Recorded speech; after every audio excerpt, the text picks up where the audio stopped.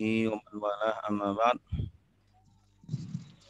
سبحانك لا علم لنا إلا ما علمتنا إنك أنت العليم الحكيم وتب علينا إنك أنت التواب الرحيم رب اشرح لي صدري ويسر لي أمري واحلل عقدة من لساني يفقه قولي رضيت بالله ربا وبالإسلام دينا وبمحمد نبيا ورسولا ربي زدني علما وارزقني فهما amin ya rabbal alamin. Bapak Ibu semuanya, alhamdulillah di pagi yang cerah ini kita masih diberikan kesempatan umur dan kesempatan kesehatan dan juga nikmat-nikmat yang begitu banyak yang Allah limpahkan kepada kita semuanya. Mari kita ucapkan alhamdulillah, alhamdulillah, summa alhamdulillah. Kita bersyukur dan juga kita gunakan nikmat-nikmat tersebut dalam rangka ketaatan dan kebaikan. Semoga Allah Subhanahu wa taala menjadikan kita hamba-hambanya yang bersyukur dan semoga Allah Subhanahu wa taala kelak memberikan kita ridhonya dan memberikan balasan yang berlipat ganda. Amin ya rabbal alamin. Bapak Ibu yang dimuliakan Allah, seperti biasa mari kita mulai dengan membaca raditu billah. Raditu billahi rabba wa bil islami dina wa bi Muhammadin nabiyya wa rasula. Rabbi zidni ilma warzuqni fahma. Amin. Bismillahilladzi la yadurru ma'asmihi syai'un fil ardi wala fis samai wa huwas sami'ul alim. Bismillahilladzi la yadurru ma'asmihi syai'un fil ardi wala fis samai wa huwas sami'ul alim. Bismillahilladzi la yadurru ma'asmihi syai'un fil ardi wala fis samai wa huwas sami'ul alim. Baik, Bapak Ibu yang dimuliakan Allah, insyaallah pada pagi hari ini kita akan melanjutkan pertemuan kita mata kuliah Ma'rifatullah, membahas kitab Al-Hikam karangan Al-Imam Ibnu Athaillah As-Sakandari rahimahullah yang disyarah atau yang dijelaskan oleh Al-Imam Asy-Syaikh Muhammad Said Ramadan Al-Buti rahimahullahu taala rahmatan wasi'ah. Kita masuk kepada hikmah yang keempat ya. Yang keempat. Pada pembahasan lalu kita sudah membahas tentang hikmah yang ketiga yaitu sawabikul himami la takhriku aswarul aqdar. Bahwa himah-himah yang kuat atau semangat-semangat yang kuat, yang tinggi, ya, semangat untuk beribadah, semangat untuk bekerja, ya, usaha-usaha kita yang kuat, seluruh tenaga kita keluarkan, kalau ternyata takdir Allah sudah berkata lain, maka tidak akan bisa merubah takdir Allah Subhanahu wa taala. Nah, pada hikmah yang hari ini masih ada hubungannya dengan hikmah sebelumnya. Al-Imam Ibnu Athaillah As-Sakandari menyebutkan hikmah yang keempat ini adalah arih nafsaka minat tadbir. Arih nafsaka minat tadbir. Rehatkanlah dirimu dari tadbir, ya. Istirahatkanlah dirimu dari tadbir. Ya, tadbir itu adalah melakukan pengaturan-pengaturan. Ya, melakukan pengaturan-pengaturan dalam kehidupan kita yang dimana pengaturan tersebut harus sesuai dengan hasilnya gitu. Ya, jadi tadbir ini berbeda dengan perencanaan. Kalau perencanaan kita diwajibkan untuk membuat perencanaan-perencanaan. Tetapi ketika kita sudah masuk kepada tadbir yang dimana itu adalah wilayahnya Allah, ya. Tadbir itu memberikan hasil, ya, memberikan hasil dari usaha hambanya, usaha makhluknya. Nah, itu wilayah Allah. Maka jangan kita masuk pada wilayah tersebut. Wilayah kita adalah takhtid. Wilayah kita adalah merencanakan dan berusaha, ya, atau berikhtiar untuk merealisasikan apa yang kita inginkan gitu. Jadi ketika kita sudah berikhtiar, sudah berencana, maka di situ stop. Ya, setelah itu tugas kita adalah berdoa kepada Allah Subhanahu wa taala, bertawakal kepada Allah Subhanahu wa taala. Ya, terkadang Allah kasih hasil, Allah kasih kita keberuntungan, ya Allah jadikan kita kaya, Allah jadikan kita hambanya yang alim, yang berilmu dan lain sebagainya. Terkadang belum berhasil begitu. Ya, kalau belum berhasil berarti kita harus koreksi diri kita, harus muhasabatun nafsi, jangan malah menyalahkan Allah Subhanahu wa taala. Arih nafsaka minat tadbir, rehatkanlah dirimu dari tadbir, ya. Dan fama qoma bihi ghairuka, fama qoma, maka apapun yang qoma bihi ghairuka, yang dilakukan oleh selainmu, angka darimu, untukmu, la takum bihi linafsika, maka jangan kamu lakukan. Gitu. Ini masih ada hubungannya dengan hikmah yang sebelumnya, bahwa kita harus melakukan peran kita masing-masing. Ya, kita sebagai dokter, ya, kita mengobati orang sakit. Kita sebagai guru, ya, mengajari murid. Kita sebagai supir, ya, kita menyupir, ya. Kita sebagai murid, ya, kita belajar. Jangan dibalik-balik, ya. Murid pengen ngajar, gurunya pengen belajar gitu. Guru pengen ngobatin, kemudian dokternya pengen ngajar. Nah, ini dibalik-balik nanti jadi malah keseimbangannya menjadi ambiar atau berantakan. Nah, jadi masalah tadbir itu yang ngurus Allah. Yang mengurus adalah Allah. Allah yang akan menentukan hasil, memberi nilai. Ya, guru memberi nilai. Yang namanya murid nggak usah pusing masalah nilai. Yang penting dia sudah mengerjakan ujian dengan sebaik-baiknya. Dia sudah belajar, kemudian mengerjakan ujian dengan sebaik-baiknya. Masalah nilai sudah. Kita pun seperti itu. Kalau sudah keluar dari ruang ujian, udah jangan bersedih lagi. Aduh, harusnya saya tadi jawab ini. Aduh, harusnya saya enggak usah, udah tinggal berdoa dan tawakal kepada Allah Subhanahu wa taala. Kalau kita pikir-pikir akan terus, nanti malah stres, ya. Nanti malah nggak mau makan, nggak mau minum, nggak mau tidur dan seterusnya.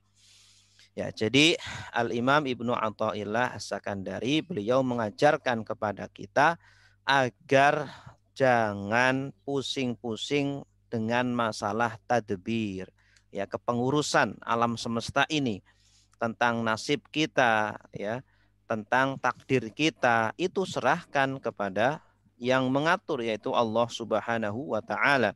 Kita sebagai makhluk, tugas kita, pekerjaan kita adalah berusaha dan berikhtiar. Dan sebagai makhluk pun ikhtiarnya masing-masing. Ada yang berusaha dengan cara berdagang, ada yang berusaha dengan cara bertani, ada yang berusaha dengan cara mengajar, ada yang berusaha dengan cara mengobati orang sakit dan lain sebagainya. Ya, sudah Allah tempatkan masing-masing. Nah, tanpa kita sadari, ternyata banyak hal, ya, di dalam diri kita atau sekitar kita yang itu berjalan sendiri tanpa kita atur, tanpa kita lakukan. Seperti apa? Jaringan saraf yang terus bekerja pada badan kita paru-paru ya yang terus memompa udara, oksigen ya, jantung ya, itu semuanya itu berjalan sendiri coba.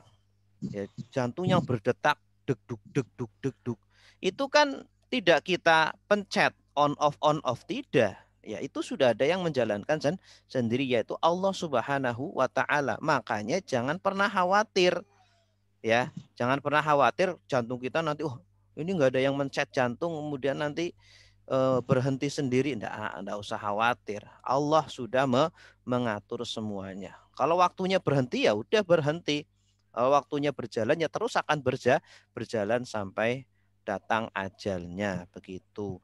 Begitupun rizki kita. Rizki kita itu ya Allah sudah mengaturnya. Ya, Allah sudah berfirman, "Wa ma min dabatin 'alal ardi illa 'alallahi rizquha." Dan tidak ada makhluk di atas muka bumi ini kecuali Allah jamin rizkinya ya.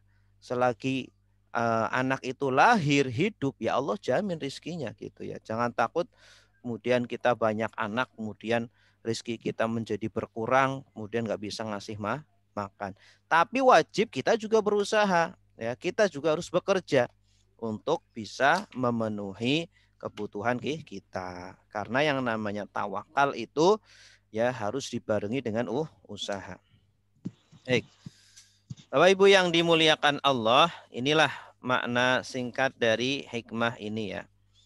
Jadi Allah Subhanahu wa taala yang memiliki wilayah untuk mentadbir, untuk mengurus kita semuanya. Wilayah kita adalah berikhtiar atau takhtid. Nah, ketika kita berikhtiar, Allah juga menyuruh kita bertawakal. Ya. Artinya ketika kita sudah berikhtiar, kita juga harus percaya terhadap janji Allah. Ketika kita sudah melakukan sunnatullah, aturan-aturan Allah, kalau mau kaya harus bekerja, kalau mau pintar harus belajar, dan lain sebagainya, sunnatullahnya sudah kita lakukan, maka setelah itu kita juga harus bertawakal. Ya, harus bertawakal. Dan di antara tawakal adalah dengan cara apa? Menaati semua perintah-perintah Allah. Di sini Allah Subhanahu wa taala berfirman di dalam surah Al-A'raf ayat 96, "Walau anna ahlal qura." Dan seandainya dan kalau saja penduduk sebuah negeri, penduduk negeri-negeri, amanu wattaqau, mereka beriman dan mereka bertakwa. Gitu. Mereka beriman dan mereka bertakwa. Artinya mereka itu menaati perintah-perintah Allah.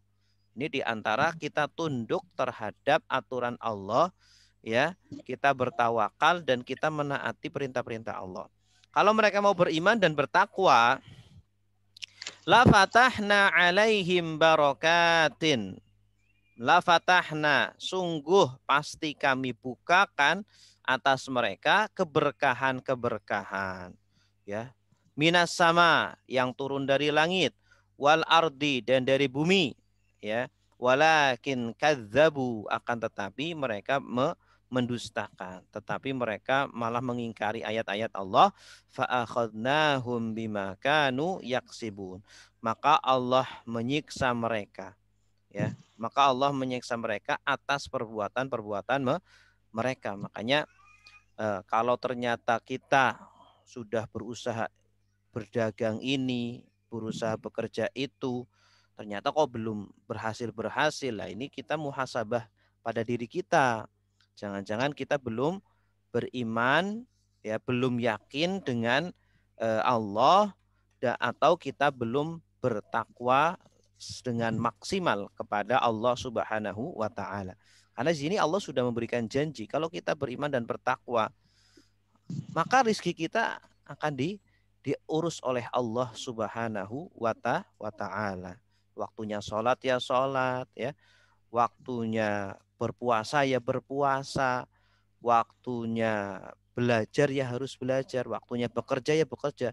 Jadi mengikuti aturan Allah di dunia ini. Karena tuan rumah dunia ini adalah Allah Subhanahu wa taala. Maksud bertawakal itu apa? Bertawakal adalah hati menyerahkan hasilnya kepada Allah. Ya, jadi tawakal itu perbuatan hati ya. Kita percaya terhadap kepengurusannya Allah Subhanahu wa taala terhadap urusan-urusan kita. Kita serahkan saja sama Allah. Walaupun mungkin secara dohirnya kita ditipu ya, atau ternyata kita dihianati oleh teman bisnis kita, tidak perlu khawatir karena ada Allah yang mengurus ya diri kita semuanya. Nah, hati menyerahkan hasil kepada Allah, tetapi anggota tubuh harus berikhtiar ya dan berusaha sebelumnya. Ya, jangan kita langsung berdoa, langsung bertawakal kepada Allah padahal belum berusaha. Ya, bersemedi di kamar, kemudian baca ya rozak, ya rozak, ya rozak. Terus dia berharap rizki datang sendiri. Ada yang mengetok pintu ngasih emas 1 kilo, ya enggak akan bisa. Ya, bermimpi di siang bolong. Nah, jadi harus seimbang antara tawakal dan berusaha. Kemudian yang ketiga, kita harus mengakui bahwa usaha itu tidak selalu tunduk pada hasil, atau hasil tidak selalu tunduk pada usaha gitu. Jangan menjadikan seperti rumus baku. Ya, kita berusaha pasti berhasil. Jangan.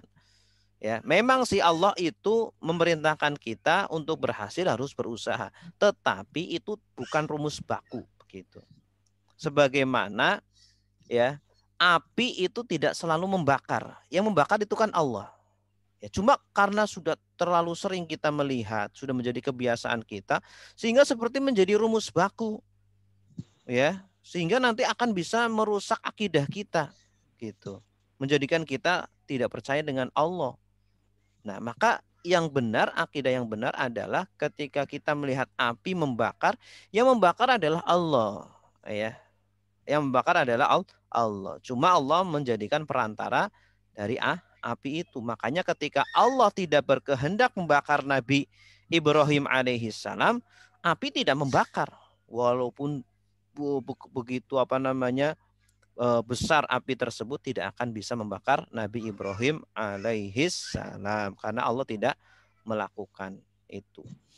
Nah, maka terkadang usaha tidak menghasilkan keberhasilan, memberikan keberhasilan. Ternyata usaha kita ya gagal. Usaha kita sudah berdagang ternyata rugi. Kita sudah bekerja di sini ternyata kita di PHK atau bagaimanapun. Nah, itu adalah salah satu cara Allah Subhanahu wa taala mungkin ya untuk kita berintrospeksi diri atau untuk kita lebih dekat kepada Allah Subhanahu wa taala. Ya, mungkin kita sengaja gagal di usaha ini karena ingin Allah ganti dengan usaha yang lebih besar. Allah ingin beri bonus yang lebih besar daripada kalau kita bekerja di usaha yang pertama tadi seperti itu. Maka intinya seorang hamba harus husnudzon kepada Allah Subhanahu wa taala. Ya, sebagaimana dalam hadis qudsi Allah berfirman, ana ingda dzanni abdi bi. Saya itu sesuai dengan prasangka hambaku kepada saya. Maka berprasangkalah baik kepada Allah, ya. Karena itu adalah sesuai dengan Allah Subhanahu wa taala gitu. Kalau kita berprasangka, oh Allah sedang marah dengan saya. Ya benar Allah sedang marah, benar-benar Allah sedang marah. Tapi kalau kita berprasangka, oh Allah mungkin sedang menguji saya dan ingin menaikkan derajat saya. Oh benar berarti Allah sedang mau menaikkan derajat saya menjadi orang yang lebih mulia. Baik Bapak Ibu, selanjutnya Nabi juga berikhtiar.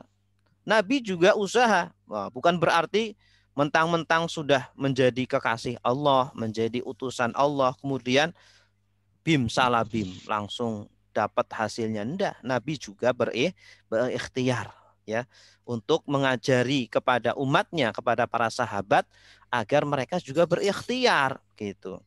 Contohnya ketika Nabi berhijrah dari Mekah ke Madinah. Nabi juga mengajarkan ikhtiar kepada kita semuanya. Nabi pertama menyiapkan bekal-bekalnya, menyiapkan strategi-strategi agar lolos dari apa? Dari tipu atau makar dari orang-orang kafir yang ada di Mekah. Ketika itu orang-orang Mekah sudah mempersiapkan para pemuda-pemudanya yang kuat-kuat untuk membunuh Nabi Muhammad Shallallahu Alaihi Wasallam. Mereka sudah berjaga di luar rumah, ya. Nabi Muhammad diberitahu oleh malaikat Jibril, kemudian Nabi Muhammad memerintahkan sahabat Ali bin Abi Thalib untuk tidur di ranjangnya agar orang-orang kafir mengira bahwa Nabi Muhammad masih di dalam rumah, ya. Setelah itu ternyata Nabi Muhammad keluar malam-malam diam-diam, ya. Kenapa keluarnya malam-malam? Karena kalau siang-siang terlihat mudah untuk ditangkap. Nah, maka beliau mengambil asbab-asbab, mengambil perencanaan-perencanaan, strategi-strategi agar berhasil di dalam hijrahnya tersebut. Kemudian menyuruh Abu Bakar, pembantunya Abu Bakar untuk menghapus jejak Nabi Muhammad dan Abu Bakar As-Siddiq. Dihapus, ya. Untuk apa? Agar orang-orang kafir tidak bisa mengikuti Nabi Muhammad, mengetahui perginya kemana, gitu. Kemudian juga Nabi Muhammad menyewa seorang penunjuk jalan yang bernama Abdullah bin Uraiqid, ya, dikasih uang sewa. Nah, ini juga salah satu usaha, salah satu ikhtiar mengambil asbab, gitu. Kemudian Nabi Muhammad menempuh ke jalan selatan, harusnya kan langsung ke utara, dari Mekah ke Madinah langsung ke utara, tapi enggak. Beliau membuat strategi bagaimana agar orang kafir itu tertipu, ya, mengira bahwa Nabi Muhammad itu agar tidak tahu bahwa Nabi Muhammad akan ke Madinah, maka beliau ke arah selatan dulu. Kemudian di sana beliau menginap di Gua Saur selama 3 hari di sana. Ini adalah asbab-asbab, ya. Ini adalah ikhtiar yang dilakukan oleh Nabi Shallallahu Alaihi Wasallam yang sebagai pengajaran bagi kita, sebagai pelajaran bagi kita semuanya, bahwa kalau kita di dunia ini itu harus harus mengambil asbab. Jangan kita kemudian ingin pintar, kita cuma duduk saja di rumah. Kita ingin kaya, kita cuma tidur saja di rumah. Kita ingin eh, apa namanya eh, pengen punya pangkat jabatan, kita di rumah saja, nggak ada usaha, nggak bisa. Harus mengambil asbab. Setelah itu kita baru berdoa dan bertawakal kepada Allah Subhanahu wa taala. Bapak Ibu yang dirahmati Allah, berikutnya ada kisah yang unik, ya. Kisah yang cukup menjadikan pelajaran bagi kita, yaitu kisahnya Ali bin Husain. Ali bin Husain bin Fatimah bin Rasulullah Shallallahu Alaihi Wasallam. Jadi ini anaknya dari Husain. Nah, beliau itu, ya, adalah putri atau putra dari putra di Husain. Ali bin Husain bin Fatimah bin Rasulullah Shallallahu Alaihi Wasallam. Beliau itu seorang pedagang besar, orang kaya, punya perniagaan yang sangat besar di pasar, ya. Ya, pekerjaannya adalah pedagang. Nah, suatu ketika pasar yang di mana ada tokonya beliau terjadi kebakaran besar. Api sudah melahap toko-toko yang ada di sana. Ya, hampir tokonya itu juga terbakar. Nah, pada waktu terjadi kebakaran, ternyata Ali bin Husain ini, ya, berarti seorang tabi'in, ya, anaknya Husain. Beliau masih di dalam sholatnya, di dalam masjid. Ya, kalau tidak salah waktu itu waktunya adalah zuhur. Beliau lagi sholat zuhur. Nah, beliau pas lagi sholat zuhur terjadilah kebakaran besar. Akhirnya Ali bin Husain ini diberitahu oleh orang-orang pasar, Ali, itu kok kamu itu mau terbakar, itu udah kebakaran, cepet-cepet, jangan lama-lama, sholat cepet, selesaiin sholatnya langsung, itu di selamatin tokonya, gitu. Nah, ketika beliau sholat, beliau tetap saja di dalam sholatnya, karena memang beliau, ya, waktu itu tuh waktunya untuk tajrid, sudah menjadi rutinitas beliau bahwa jam sekian sampai jam sekian beliau tajrid, jam sekian sampai jam sekian waktunya beliau itu asbab gitu ya. Nah, dia sudah mengkhususkan waktunya untuk tajrid, untuk Allah dan dan mengkhususkan waktunya yang lain untuk asbab gitu. Nah, kita pun harusnya seperti itu Bapak Ibu. Dalam 24 jam maka khususkanlah waktu ya beberapa menit ya, umpama setengah jam atau 1 jam itu khusus untuk Allah. Itu. Sampai kita meninggal seperti itu. Bisa setengah jam, boleh 1 jam, boleh 2 jam. Waktunya kapan? Bebas.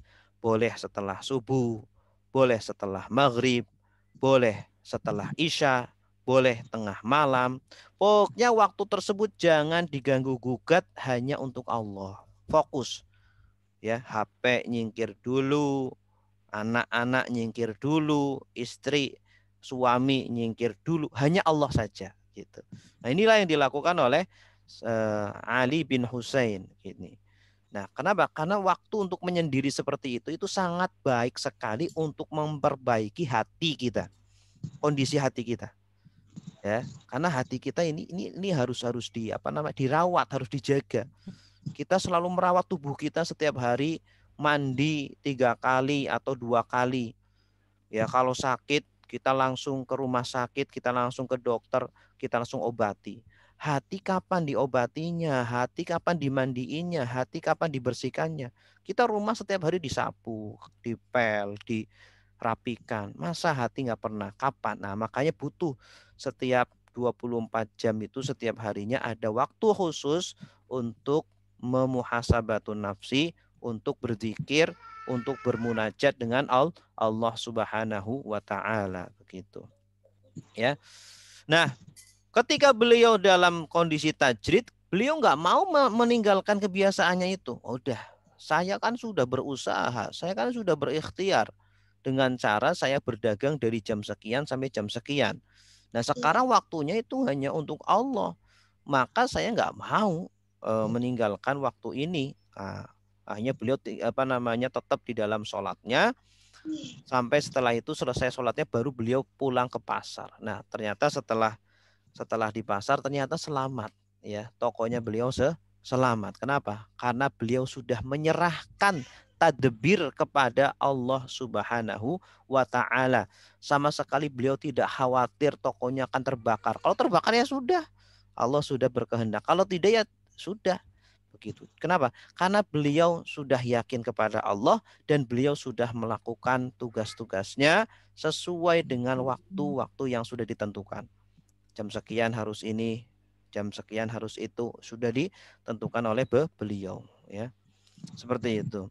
Tapi yang seperti ini sangat sulit sekali Bapak Ibu sekalian ya.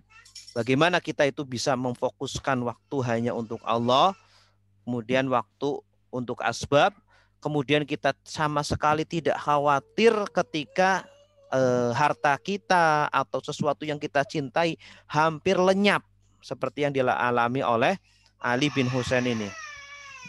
Sulit. Nah, untuk mencapai makom seperti itu, maka perlu pertama memperbanyak mengingat dan berzikir kepada Allah Subhanahu wa taala. Hati kita harus selalu kita latih untuk berzikir mengingat kepada Allah Subhanahu wa taala. Ya, selalu menyebutkan kalimat-kalimat thayyibah gitu. Kemudian yang kedua, selalu mengaitkan dan menghubungkan setiap nikmat dengan pemberi nikmat.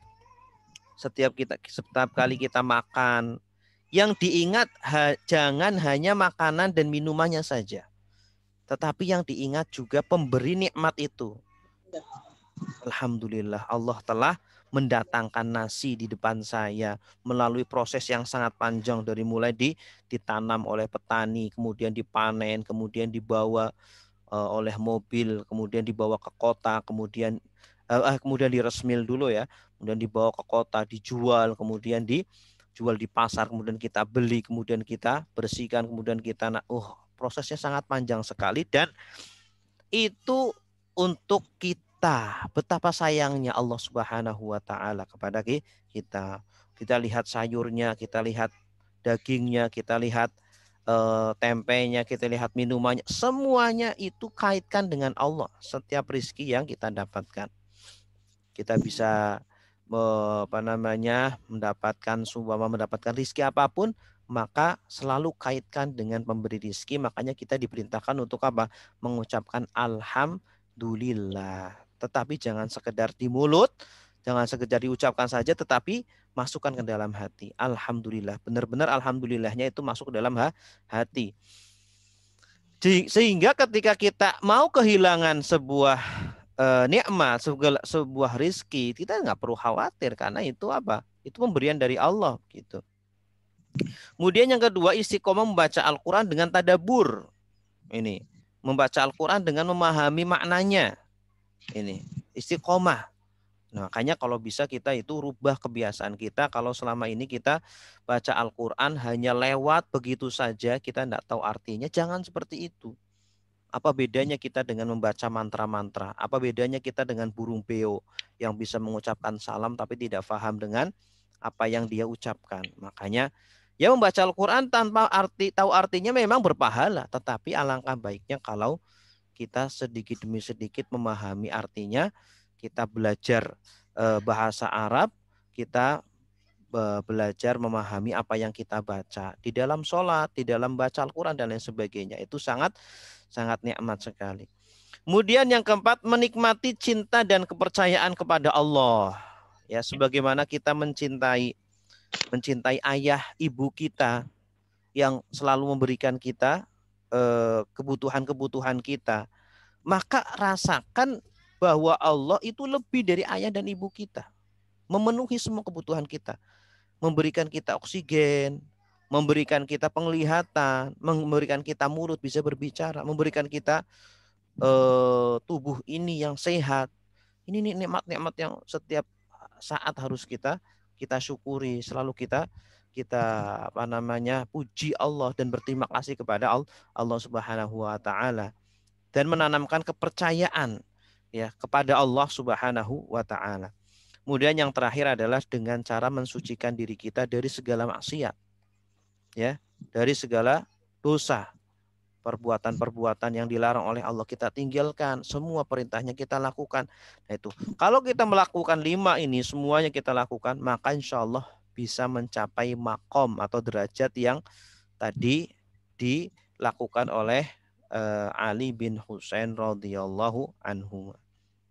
Baik, Ibu yang dimuliakan Allah, berikutnya, bagaimana kalau kehendak Allah bertentangan dengan kehendak hamba? Terkadang itu kita punya keinginan, tetapi ternyata keinginan Allah berbeda dengan keinginan kita. Ya, di dalam Al-Quran, surah Al-Baqarah ayat 216, Allah Subhanahu wa taala berfirman, kutiba alaikumul qitalu wa huwa kurhul lakum. Diwajibkan atas kalian berperang. Padahal berperang itu sesuatu yang kamu benci. Sesuatu yang kalian benci. Wa asa an takrahu syai'an wa huwa khairul lakum. Dan boleh jadi kalian membenci sesuatu padahal itu lebih baik bagi kalian.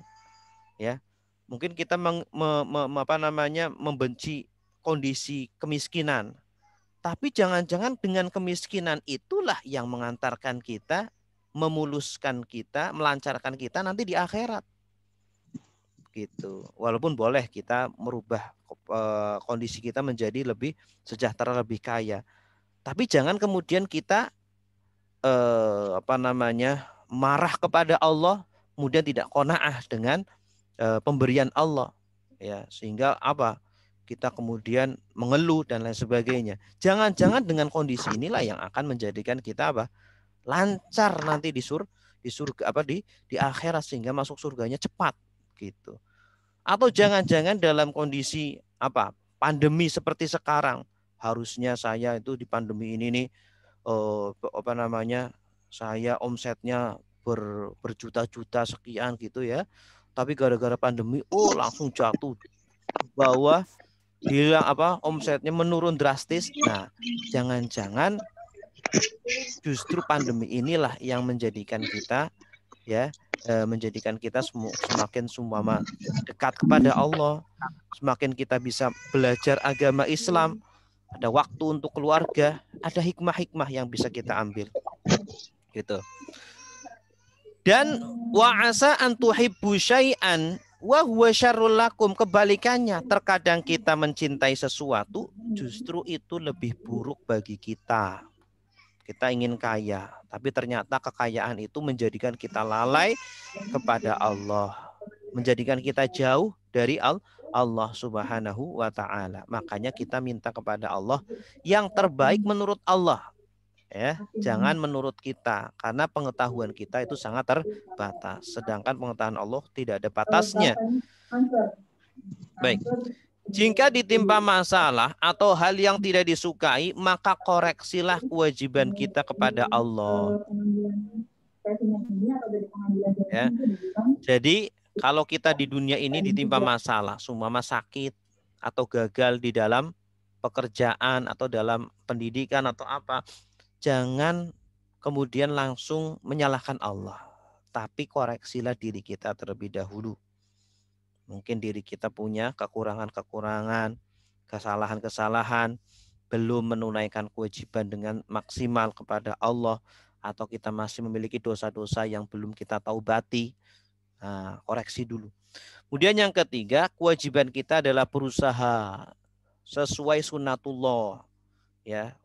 Untuk menjadi kaya harus bekerja, untuk menjadi pintar harus belajar. Sudah belum kita melakukan itu sebagai seorang hamba, dan kita juga harus melakukan kewajiban kita sebagai seorang hamba. Adapun hasilnya diserahkan kepada Allah Subhanahu wa taala.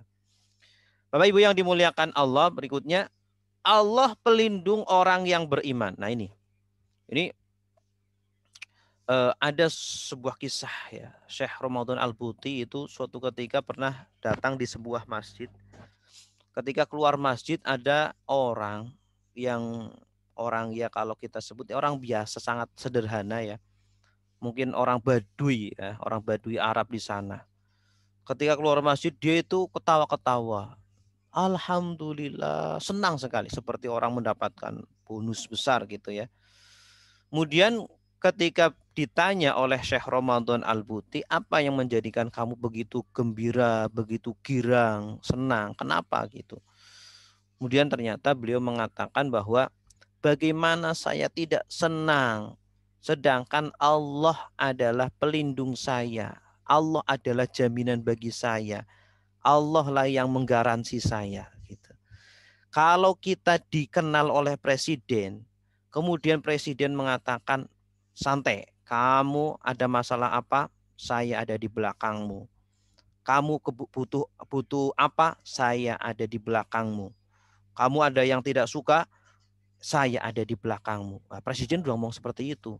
Nah, kita kira-kira gimana sebagai rakyat, sebagai warga biasa? Oh, senang sekali. Hidup di negara ini, wah, santai aja, nggak takut apa-apa, gitu, ya. Kita nggak takut kelaparan, nggak takut kemiskinan, nggak takut nggak bisa kerja, nggak takut nggak bisa nikah. Karena apa? Ada presiden. Ya, ini teman dekatnya presiden, gitu. Dia mau cari kerja, udah tinggal rekomendasi dari presiden langsung. Nah, begitupun seorang muslim, seorang mukmin hidup di muka bumi ini harusnya selalu dalam kondisi tenang, dalam kondisi senang, karena Allah selalu bersama dia, tetapi dengan syarat dia selalu menaati perintah-perintah Allah Subhanahu wa taala, ya. Ketika dia kemudian melanggar perintah-perintah Allah, kemudian dia bermaksiat, berdosa, ya akhirnya Allah merasa dihianati. Begitupun ketika kita dekat dengan presiden, kita sudah digaransi oleh presiden. Ternyata kita di belakang presiden jelek-jeleki presiden. Ya, presiden seperti dihianati oleh kita, akhirnya sudah putus hubungan seperti itu. Nah, jadi ayat ini menjadi pegangan umat muslim bahwa kita dalam kondisi apapun, maka Allah lah yang menjadi pelindung kita sebagai orang yang beriman. Di dalam sebuah syair dikatakan, kun ma'allahi tarallaha ma'ak watrukil kulla wahadir tama'ak. Ingatlah selalu, ya, dan atau bersamalah selalu dengan Allah, maka kamu akan melihat Allah bersamamu. Ya, artinya hadirkan Allah ya dimanapun kita berada, dalam kondisi apapun, kapanpun, hadirkanlah Allah. Ya, orang yang selalu menghadirkan Allah, maka dia itu tidak akan bermaksiat kepada Allah, tidak akan berkhianat kepada Allah Subhanahu wa taala. Watrukil kullah. Nah, kemudian abaikan selain Allah, tinggalkan selain Allah. Wa hadir tama'ak, dan buanglah kerakusanmu kepada dunia. Baik, Bapak Ibu yang dimuliakan Allah, demikian yang bisa kami sampaikan berkaitan dengan hikmah yang keempat ini, yaitu yang berbunyi arih nafsaka minat tadbir fama qama bihi ghairuk angka la takum bihi nafsu. Ya, apa yang la takum bihi li nafsi. Rehatkanlah dirimu dari tadbir, maka apa yang dilakukan oleh orang lain atau dilakukan oleh Allah, maka kamu tidak perlu melakukannya untuk dirimu. Gitu. Baik, semoga bermanfaat. Kemudian selanjutnya sebelum kita buka sesi pertanyaan, mari kita jawab post-test yang sudah kami tuliskan di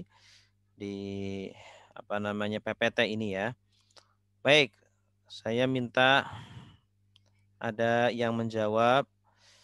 Silakan pertama dari golongan bapak-bapak. Silakan Pak Abdul Razak. Bapak Abdul Razak ada? Ya, Ustaz. Nomor 1, Bapak. Sebutkan 3 pelajaran yang bisa kita ambil dari hikmah di atas. Pertama, kita harus menjalankan usaha. Harus apa? Kurang besar, Pak, suaranya. Iya, Ustaz. Menjalankan sunatullah, Ustaz. Ya, menjalankan sunatullah. Pentingnya untuk berusaha secara maksimal. Iya. Nomor Kemudian, 2, setelah itu lalu dalam usaha itu harus selalu dikaitkan dengan kasih sayang Allah, kebaikan Allah. Ya. Dan juga 3, setelah itu ya bertawakal kepada Allah, apapun hasilnya yang menurut Allah itu yang terbaik buat kita. Iya. Gus. Tes. Nomor 2. Bagaimana mencapai makom seperti Ali bin Husain? Silakan Ibu Rika. Ada Ibu Rika? Ibu dokter.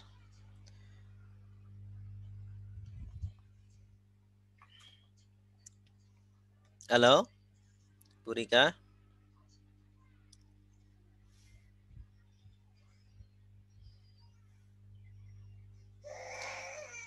Ibu yang lain? Ibu Evi. Ada? Halo? Silakan nyalakan audionya.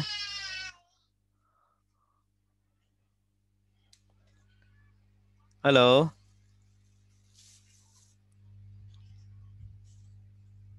Nggak ada? Pada kemana nih? Ibu Sri. Iya, Ustaz, Allah.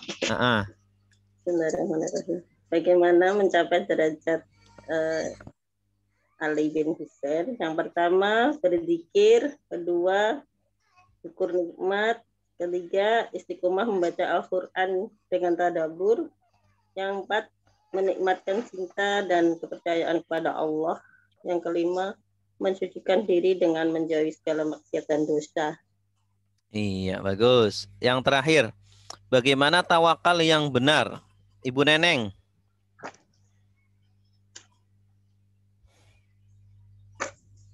Ibu Neneng ada?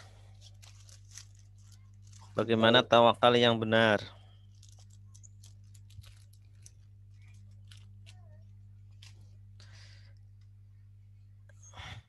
Ibu Fatimah. Halo.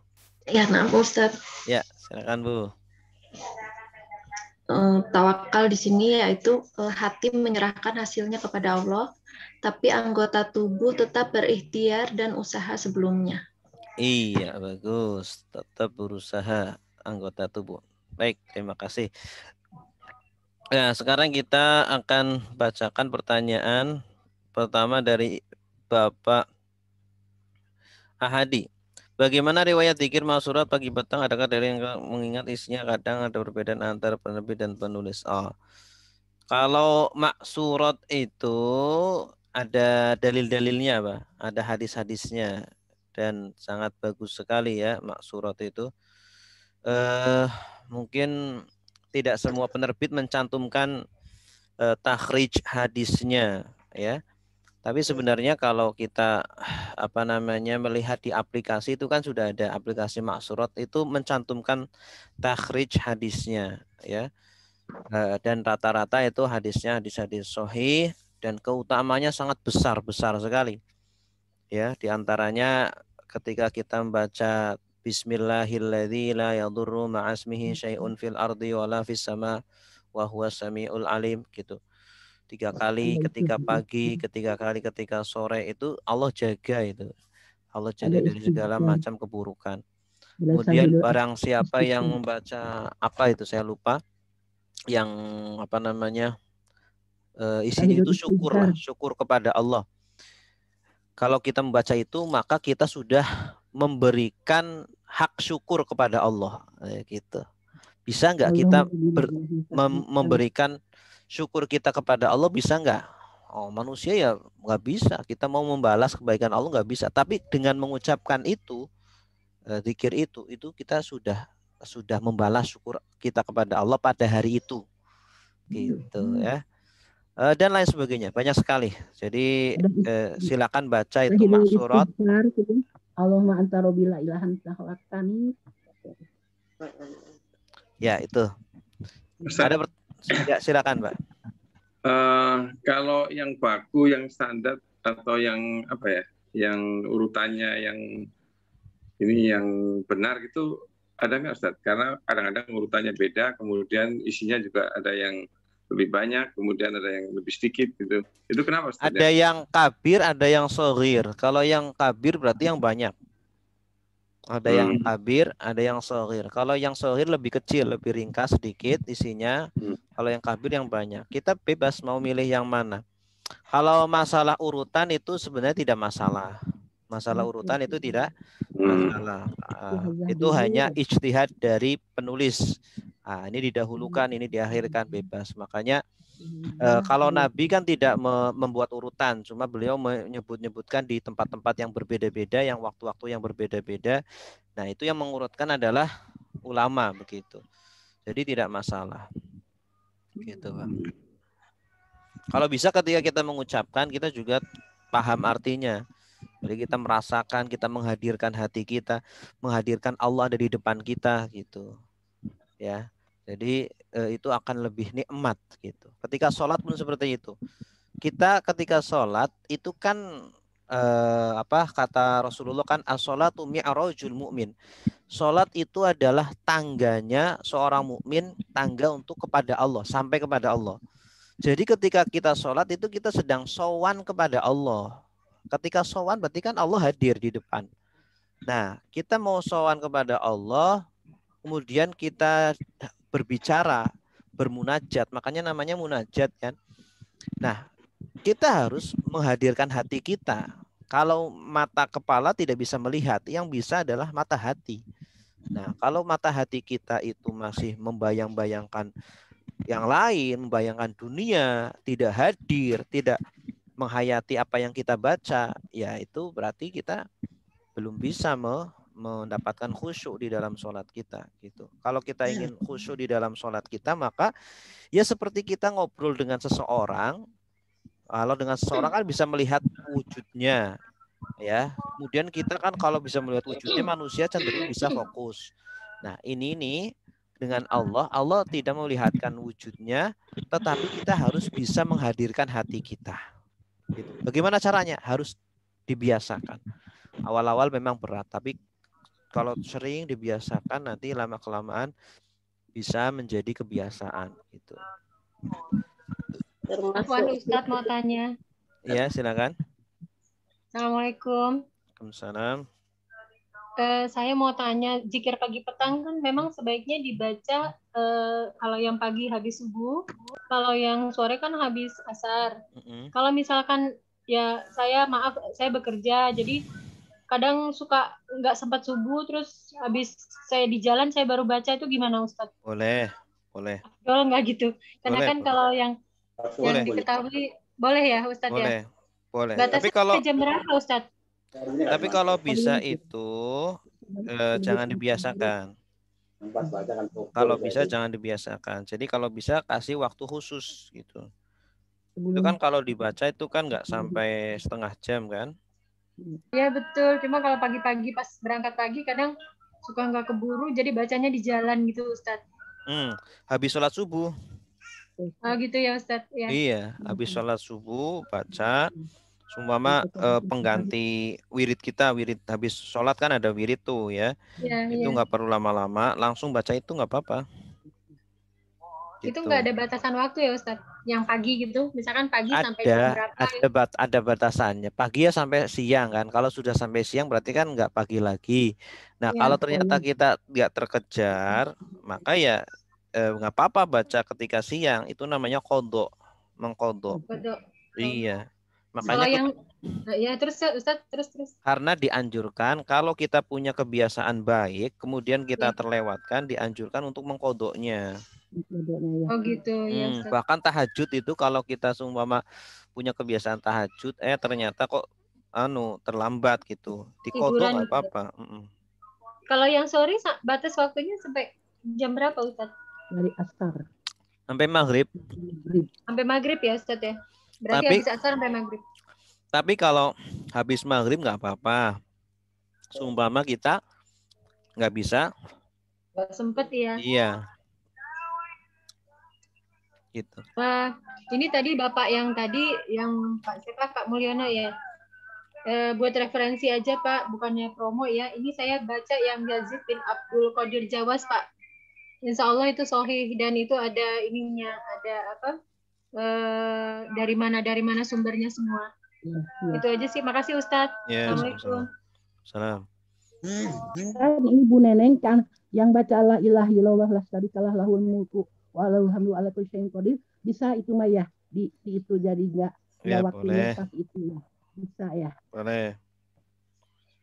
Ustadz, jika berzikir pagi sebelum subuh apa mungkin? Boleh, sebelum subuh kita zikir pagi silakan. Oh, kalau itu ya maksurat tadi. Kalau bisa habis subuh, maka habis subuh aja, Bu. Tapi kalau seumpama nggak sempat, seumpama kita habis subuh sibuk, ya udah nggak apa-apa sebelum subuh silakan. Gitu. Ya, tapi kalau bisa jangan jadi kebiasaan. Karena ya itu zikir pagi. Kalau sebelum subuh itu kalau dalam Islam itu namanya malam, masih malam. Kalau sebelum subuh itu masih dihitung malam. Kalau kita kan jam 2 aja hitungnya pagi gitu kan. Jam 2 pagi, padahal masih gelap gitu. Kalau dalam Islam itu jam 2 malam, ya jam 2 dini hari ya malam, masih malam. Gitu. Ya, ada lagi? Assalamualaikum Ustaz. Aduh. Ya, silakan. Di Depok. Nah, itu terkait yang penjelasan yang nomor 2 itu. Pertama tentang takdir, yang kedua itu tentang kerja organ tubuh kita. Nah, ini memang betul-betul kita tidak menyadari ya, Ustaz, kegiatan organ tubuh kita di dalam tubuh kita benar-benar tidak menyadari ya. Terkadang kalau sekali-kali mendengarkan penjelasan dari dokter bahwa ini panjang aliran darahmu segini barulah kita tersadar, oh iya ya. Nah itu Ustaz, bagaimana menghadirkan bahwa kita menyadari bahwa nikmat Allah tuh di tubuh kita sendiri pun sudah sangat terlalu banyak yang kita tidak bisa menghitungnya gitu Ustaz. Itu gitu Ustaz. Bagaimana menghadirkan supaya kita selalu teringat, selalu merasa bersyukur gitu Ustaz. Ya. Kalau ulama-ulama dulu itu menyebutnya dengan riyadhah ya. Riyadhah itu latihan. Ya, latihan itu butuh proses dan butuh kebiasaan gitu. Kita kalau mau latihan agar otot menjadi besar ya, agar menjadi six-pack gitu ya. Itu kan harus apa? Harus latihan terus kan, tiap hari latihan seperti itu. Hidup sehat itu kan juga butuhlah latihan, dibiasakan gitu. Kita nggak minum gula sumpama, itu kan butuh latihan. Nggak bisa kita asalnya terus minum gula, makan gula, tiba-tiba kita stop, dek, nggak gula ya gimana? Nggak bisa, sulit ya. Maka kita kalau ingin menghadirkan Allah, baik di dalam sholat ataupun di luar sholat, maka harus riyadhah, latihan. Harus sedikit demi sedikit terus kita latih diri kita untuk selalu mengucapkan mengucapkan la ilaha illallah, la ilaha illallah, la ilaha illallah. Terus lupa mulai lagi, atau ditargetkan Bu. Sehari saya target 1000 kali baca la ilaha illallah, seperti itu. Nah, tapi terus target semua sampai 1 minggu, seperti itu. Berhasil atau enggak? Catat, kalau berhasil catat, kalau gagal catat gitu. Kalau ternyata gagal, ulangi lagi, seperti itu. Riyadhah terus Bu. Seperti orang mau kuruskan, mau diet, itu kan juga butuh apa? Butuh target, kemudian butuh langkah, butuh evaluasi sehingga dia berhasil. Tapi kalau dia ingin menghadirkan Allah hanya bermodalkan aji mumpung ya, mumpung lagi libur lah, saya pengen bisa menghadirkan Allah, ya nggak bisa. Dia harus apa? Harus punya target, harus serius, harus bersungguh-sungguh, harus punya evaluasi ya, sehingga bisa mencapai itu. Dan zaman dulu para ulama itu ada mentor-mentornya. Mentornya itu siapa? Guru-gurunya. Makanya dari zaman dulu itu antara guru dengan murid itu hubungannya sangat erat sekali. Lebih erat daripada orang tua dengan anak, lebih erat dari bapak dengan anaknya. Itu antara murid dengan guru. Sehingga gurunya meninggal, muridnya bisa langsung menggantikan. Gitu. Karena hubungannya langsung gitu antara murid dengan guru. Murid ketika salah langsung ditegur. Ya, murid sudah mencapai derajat ini, kemudian nanti dikasih dosis lagi oleh gurunya sampai naik sampai dia derajatnya sama dengan gurunya atau bisa jadi makomnya lebih tinggi lagi dari gurunya, seperti itu. Kita pun ketika mau diet kan kadang ada mentornya juga kan. Kadang kalau diet sendirian kan gagal terus kan. Tapi kalau ada mentornya kita jadi semangat, kita punya evaluasi, kita punya catatan gitu. Kita punya ilmunya karena ada mentornya gitu.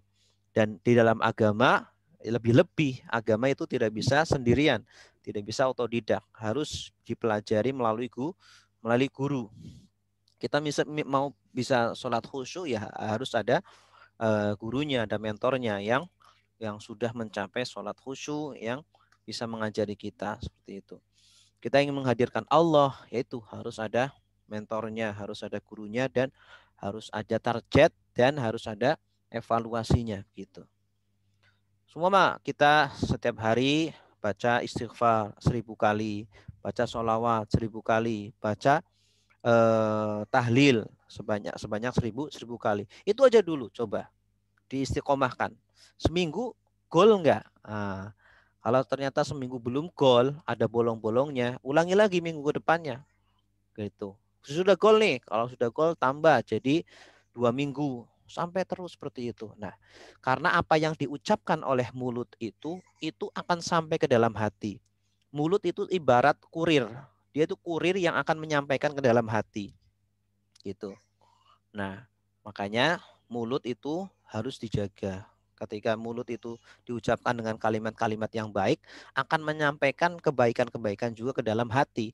Ketika hatinya baik, maka seluruh tubuh pun akan baik.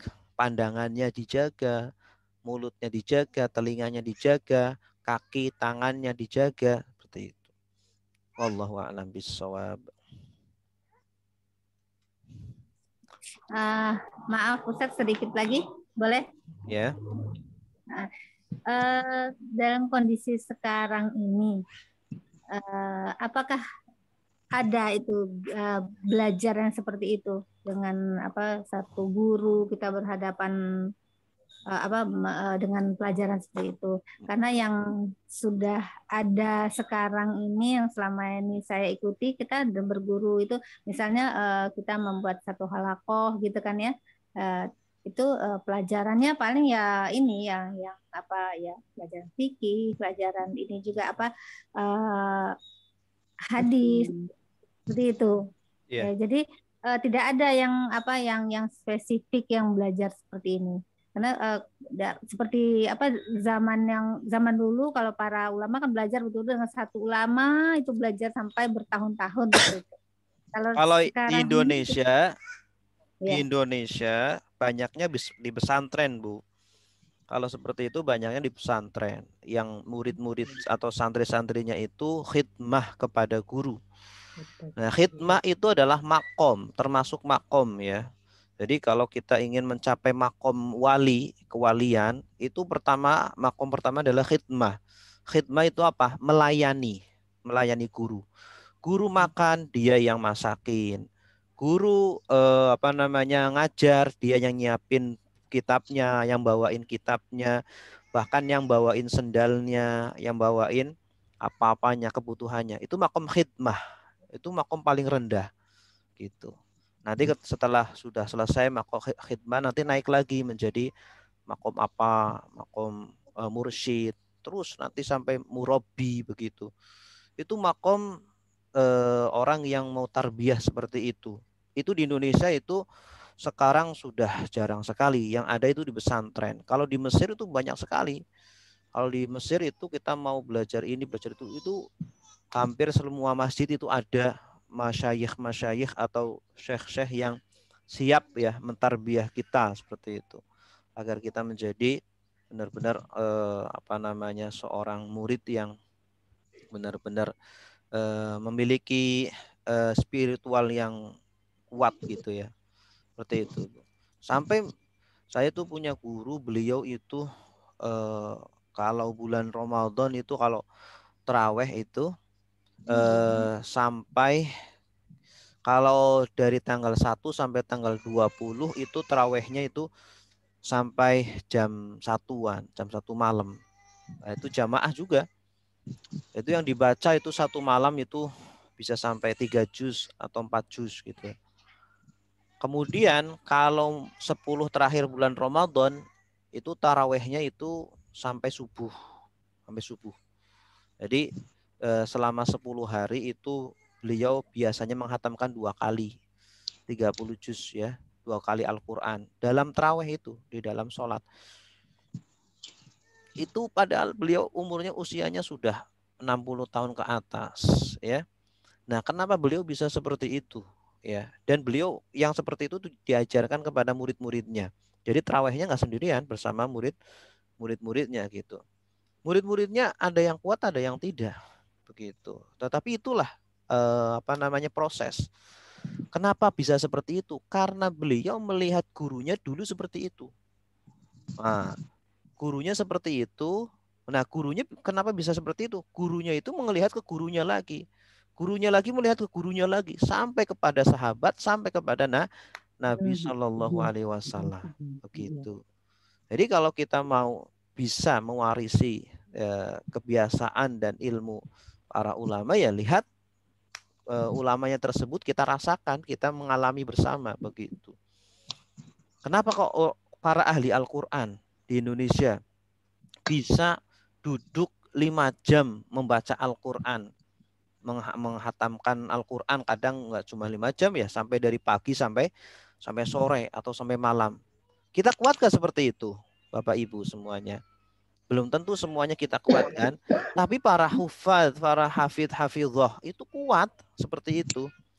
Ya, capek nggak? Ya capek. Cuma mereka bertahan dan kuat. Kenapa? Karena mereka melihat ustadz-ustadzahnya, guru-gurunya, kiai-kiainya pun seperti itu. Jadi apa ya istilahnya? Yang diwariskan itu tidak hanya harta, yang diwariskan itu juga apa? Kebiasaan, spiritual, gitu. Ilmu itu diwariskan seperti itu. Nah, makanya kalau Allah Subhanahu wa taala ingin mengangkat ilmu itu dengan cara mewafatkan para ahli ilmu seperti itu. Makanya kita bersedih di masa pandemi ini ratusan ulama pada meninggal gitu ya. Sedangkan kita masih bodoh, kita masih belum bisa menggantikan mereka seperti itu. Nah, makanya tidak ada alasan untuk tidak belajar. Kita harus belajar karena kita sudah mulai sedikit demi sedikit ditinggal oleh para ulama kita gitu. Wallahu a'lam. Baik, ada lagi?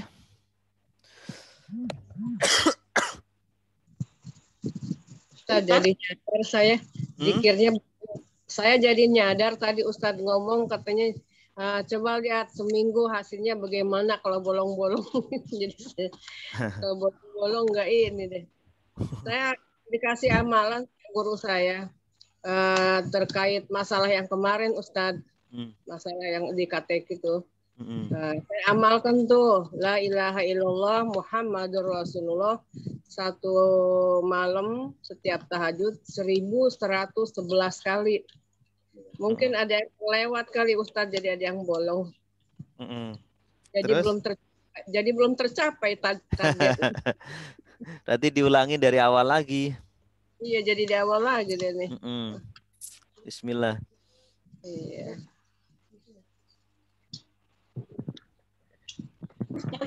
Saya tulis. Ya, silakan. Ini ada Ibu Sri Laksmi. Ada Pak Ahadi dulu. Tolong bisa ditambahkan pelajaran yang bisa diambil dari hikmah tersebut selain yang dijawab tadi. Pak Ahadi mau menambahnya atau gimana? Monggo, Pak. Baik, Bu Sri Laksmi, silakan. Bagaimana Ustadz dengan negeri yang umatnya mayoritas muslim tapi juga ada yang non muslim? Apakah janji Allah dalam surat Al-A'raf tetap berlaku? Walau amanu ahlul qura. Iya, tetap berlaku. Di zaman Nabi itu, di zaman sahabat itu kan nggak semuanya muslim. Ya, ketika mereka beriman dan mereka bertakwa, Allah jadikan kejayaan kepada para sahabat, kepada para tabiin, ya, sampai apa? Romawi, Persia, Mesir itu ditaklukkan semuanya. Itu. Padahal ketika itu kan mereka itu kan nggak semuanya muslim kan, masih ada yang memeluk agama Yahudi, masih ada yang Nasrani, ya. Karena Islam itu tidak memaksa, kamu harus Islam ya, kalau nggak Islam di pedang di pancung, enggak. Kalau kamu nggak mau Islam, ya sudah nanti kamu bayar jizyah gitu. Tapi karena mereka melihat akhlak para sahabat, akhlak tabiin yang mulia-mulia, itulah kemudian mereka masuk Islam gitu. Di Indonesia pun seperti itu, masuk Islam bukan karena pedang kan, bukan karena perang, tapi karena apa? Melihat akhlak para pedagang-pedagang Arab yang sangat mulia, yang sangat baik, sehingga mereka tanya, agama kamu apa? Agama kami Islam gitu. Akhirnya mereka masuk Islam dengan sukarela gitu. Nah, seharusnya kan secara akal harusnya Islam Indonesia itu agamanya Kristen. Kenapa? Karena 3,5 abad dijajah Belanda. Ya, Arab nggak pernah menjajah Indonesia. Tapi kenapa kok malah yang mayoritas negara agamanya Islam gitu. Berikutnya Bu Kardiani, Ustadz kalau bisa tolong dibuatkan pelatihan sholat khusyuk. Ya, insya Allah Bu. Assalamualaikum Ustadz. Ya. Silakan yang lain. Assalamualaikum Ustadz. Ya, waalaikumsalam warahmatullah. Ya Ustadz. Dengan siapa di mana? Halo. Pelatihan sholat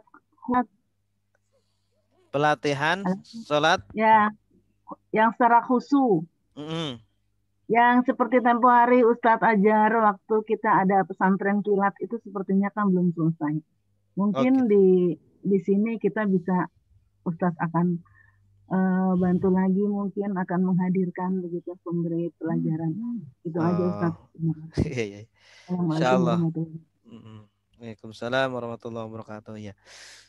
Kalau di sini kan kita sudah 4 pelajaran, jadi mungkin kita nanti bukan untuk pelajaran program yang lain mungkin. Program yang lain. Insyaallah. Insyaallah mohon doanya Bapak Ibu semuanya. Setuju. Ustaz, boleh Ustaz? Silakan, Pak. Terkait kisahnya Ali bin Husain tadi Ustaz, yang beliau tajrid sehingga beliau menyelesaikan sholatnya dulu. Apakah itu berlaku tajridnya karena waktu atau karena semua kebutuhan sudah terpenuhi? Artinya misalnya kita punya sesuatu yang seperti itu tetapi kondisi kita adalah kondisi yang pas-pasan dan itu mungkin harta satu-satunya yang di pasar gitu.